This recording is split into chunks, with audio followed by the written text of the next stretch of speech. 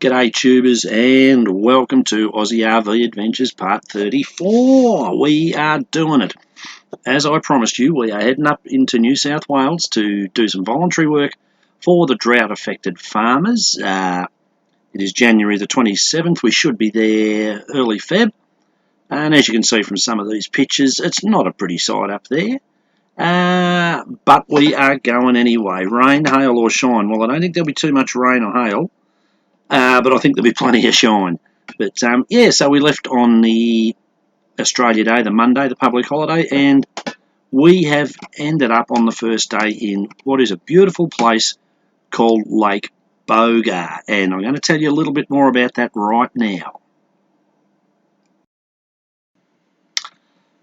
Well, tubers, Lake Boga. What can we say about that? Up near Swan Hill in Victoria, Australia.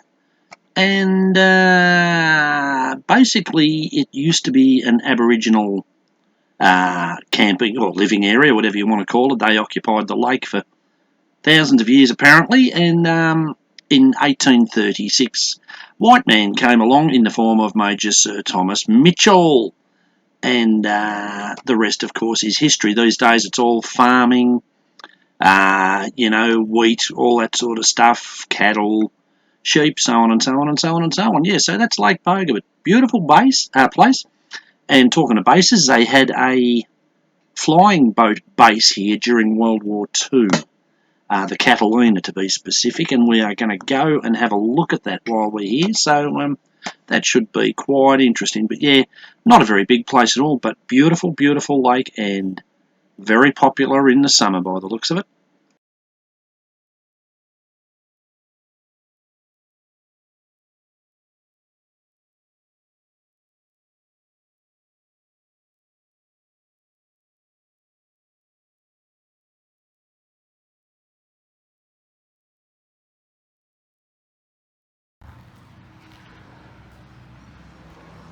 Tubers, this is the Canny Ridge Pump, just pretty much right next door to the caravan park actually, and used for irrigation around the surrounding areas.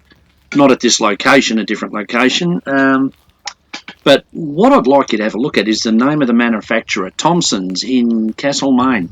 Remember when we were in Castlemaine and we spoke about Thompson's? They must have manufactured everything.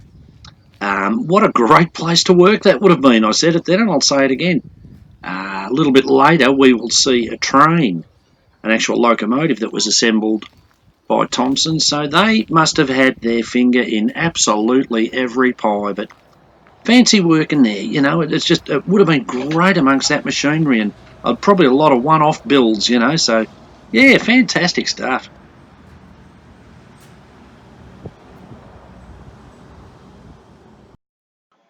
Just mucking around with the drone here, guys. I tell you, you get a little bit out of practice when you don't use the thing for a while. I've sort of got to get back the feel of the controls and that. So if some of this is a bit bumpy and shocky, my apologies. One thing you do notice, Tube, is I noticed it at the Melbourne side of Bendigo.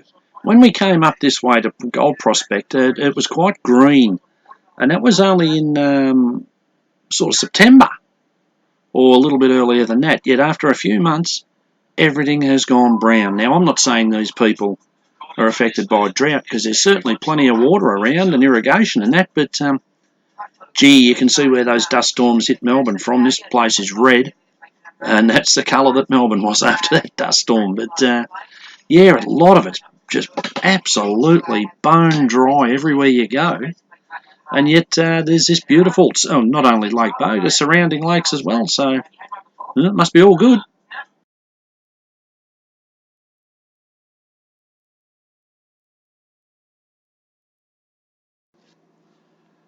This is coming into Swan Hill, guys, right on the Murray there. And yeah, lovely, lovely place. I'm not going to show you heaps of it, just a little bit going down the road and that. But originally inhabited by the Wemba Wemba and the Wati Wati people. it was known by them as Place of the Platypus. So there must have been quite a few around. Having said that, in 1836, Thomas Mitchell, who we've spoken about before, was up this way and he noted, and I'll quote a little passage from him. Among the reeds on the point of ground between the two rivers was a shallow lagoon where swans and other wildfowl so abounded that, although half a mile from our camp, their noise disturbed us through the night. I therefore named this somewhat remarkable and isolated feature Swan Hill, a point which may probably be found to mark the junction of two fine streams. Unquote from Thomas Mitchell. So there you go. But they're a lovely town. While we're here, we also went to the Pioneer Settlement, which is absolutely fantastic. It's got all the stuff that I enjoy. Those of you that watch my videos will know what that is. Those of you that don't, I love old machinery, equipment, blacksmithing, anything to do with anything like that I love. So this place is brilliant. So there's quite a bit of video coming up of that. And what else can we say about Swan Hill? That's about it, really. Obviously, they had the paddle steamers and all of that. But anyway, let's move on, and we'll go and have a look at the Pioneer Settlement.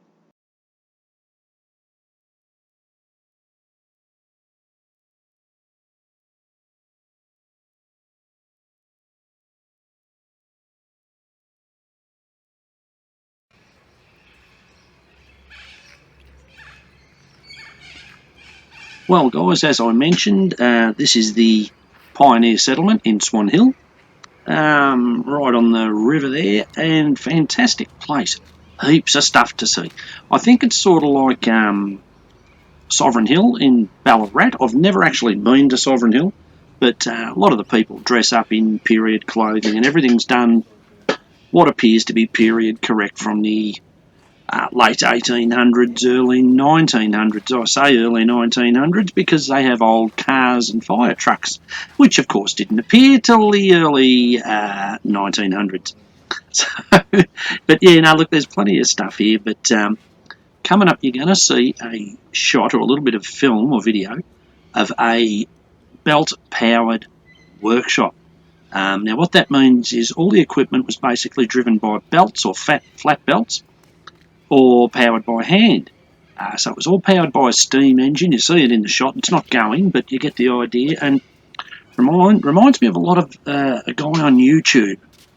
And he actually has a complete workshop set up just like this, and he does videos of repairs he does. I mean, looking around at the bits and pieces and things and that, I could spend the rest of my life just stuffing around here with these things, you know what I mean? And then I'd be in my element, my heaven, I suppose, But that's why I love to come and look at these places. They've appeared in so many of my videos. But enjoy this stuff, guys. It is really, really cool.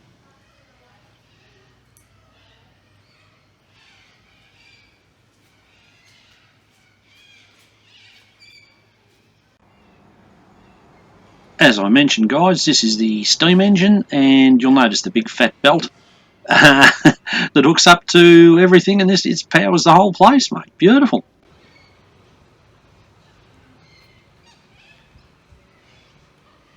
With a lot of these places that I've been to, there's a lot of unrestored stuff. It's not that they don't want to do it, it's obviously the manpower and the time, and also putting it in its correct place so it fits where it is. It's no good putting a steam engine next to a loom or something like that. So they've got to make place for it all. But some great stuff.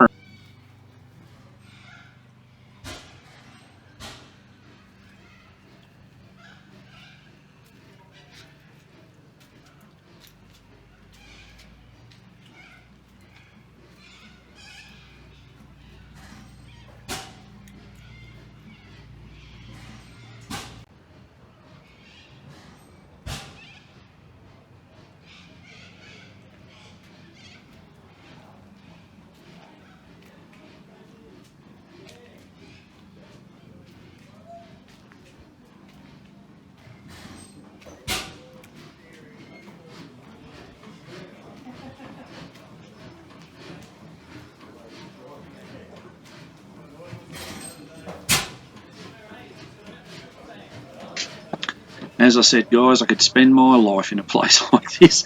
In the background, you'll hear a little sort of a tapping noise and then a sort of a noise and this and that. They've actually got a old hit and miss engine running. I didn't look at the brand, I should have.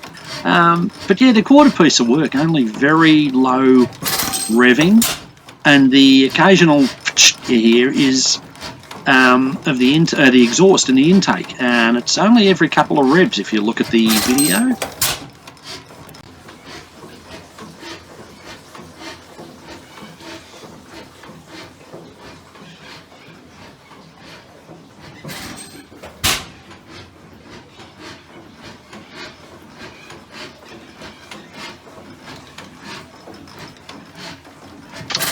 Saw one of these when we were in Tasmania, guys, at the Pern Brothers Museum. It's a case tractor and it's an east-west layout. So I thought that was probably the only one down there. So there you go, I found another one. Guys, obviously by the name, this is the blacksmith shop. And this is something that, I mean, look, I've always been interested in. I've had a bit of a go at it. It's nowhere near as easy as these guys make it look. But what a fantastic place. And I didn't get the guy's name, but he actually does a bit of a demonstration for us here. I apologise for the noise, the sound level. I don't have a proper microphone. I'm only doing this with an iPhone. One day, if money allows, I'll get a proper microphone set up. But yeah, so you might have to just turn it up a little bit for this. But watch how easy the metal is to work when it's at the right temperature. And he makes one other very interesting point. When regards to hitting the anvil or hitting the metal on the anvil, because it's soft, it shouldn't make any noise. So if the anvil's making a big ringing sound when you're hitting the metal's obviously not at the right temperature. And I thought, yeah, well, that follows. And that was part of my problems. But have a look at this, guys. It's great. If you cover it over, that stops the oxygen in that from escaping. Yep. Right. Create more heat. It creates more heat. So that area out there is all down. Yep. So. Quite cool, yeah. Yep. Right, so you.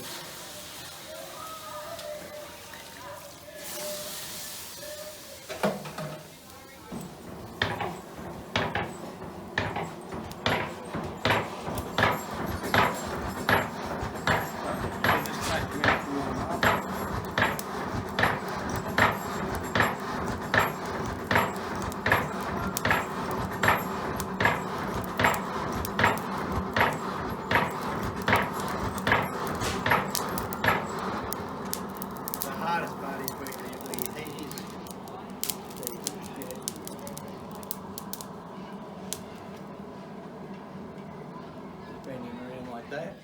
See how it's really bright there? So I just put a bit of water on there, fill that off.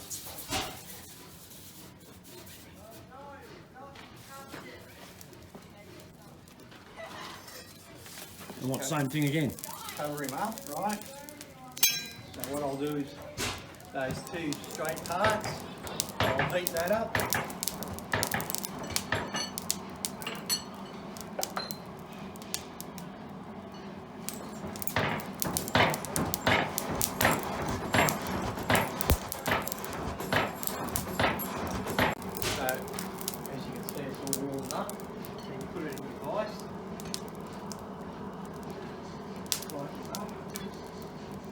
Get a bar.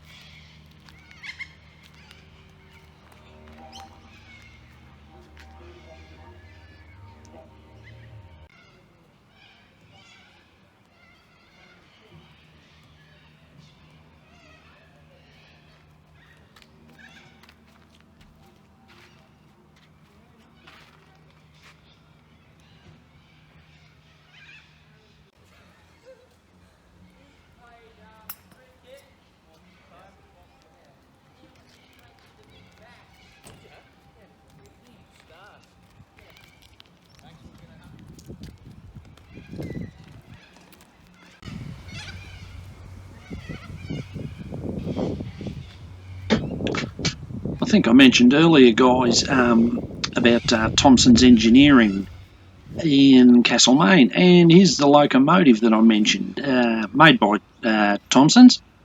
And as I said, well, look at the variety of stuff they make. It must have been fantastic to work there. I know I've said it, I'm saying it again.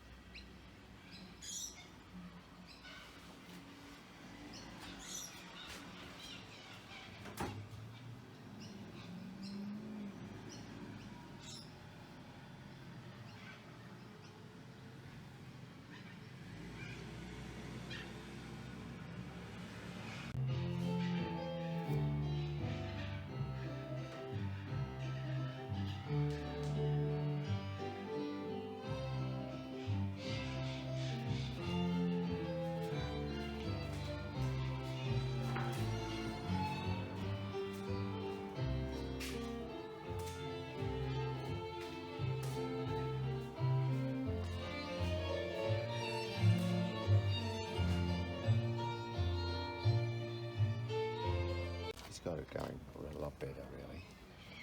They're pretty simple.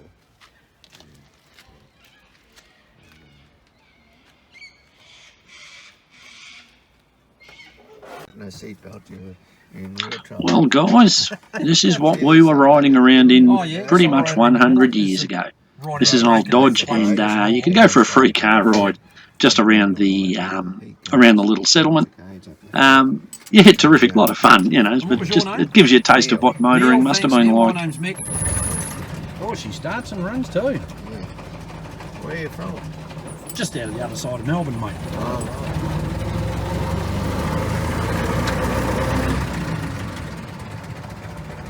right. 3-speed, I suppose? Yes, yes.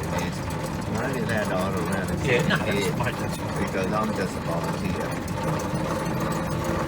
I've had a couple of this morning, I had a little time to run out from under his mother's arms. I went for the right thing instead of the accelerator. That's the thing you got to watch. Yeah, that's a trap, isn't it? It's a real trap. You want to know things to put on the accelerator, really. Yeah, absolutely. Yeah, absolutely. Turn on the aircon, mate. Yeah, no, it doesn't go bum. I tell them all, it never goes bum. Oh, she runs all right. Yeah, well, it's got the ear noise. If you put it in pocket, That'll all disappear. Yeah. And it's quite highly geared, really. It seems to take off.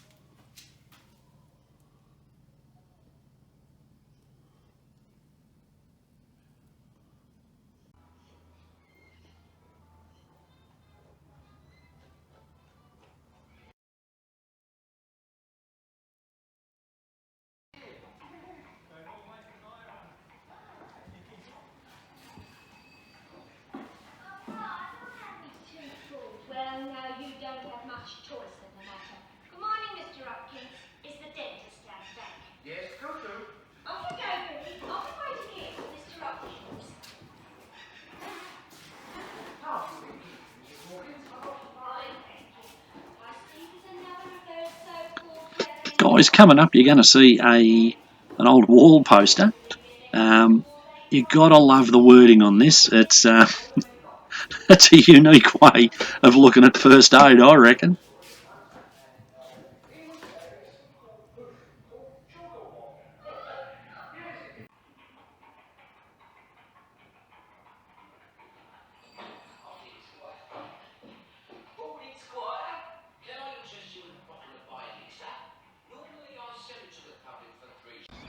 Well, tubers, here we are in Swan Hill, and of course this is the mighty Murray River.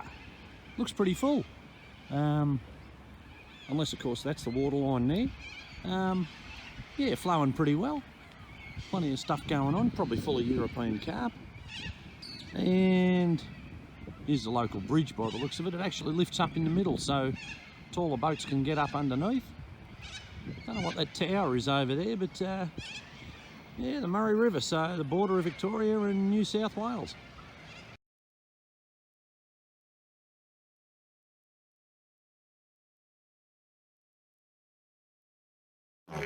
G'day guys, and welcome to a new segment called Successful Australian Introductions. And seeing as how we're on the Murray, we are going to start with the good old European carp. So thank you so much to the people who brought them to us. I mean, they're not all bad. I mean, all they do is cause deterioration of water quality due to sediment increase and increased nutrient levels, reduced light penetration resulting in reduced plant growth, smothering of plants, invertebrates, fish eggs, clogging of gills of other fish species, and inhibited visual feeding by other fish species.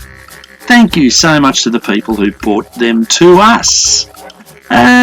Yeah, if that sounds snide or sarcastic, you're absolutely right, guys, but it's a new segment, and we will be doing more of these. Can you think of any other successful Australian introductions?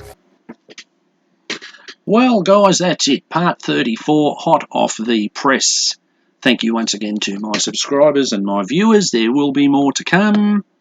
Yeah, so let's get on with our journeys, and part 35's coming up. See you soon, guys.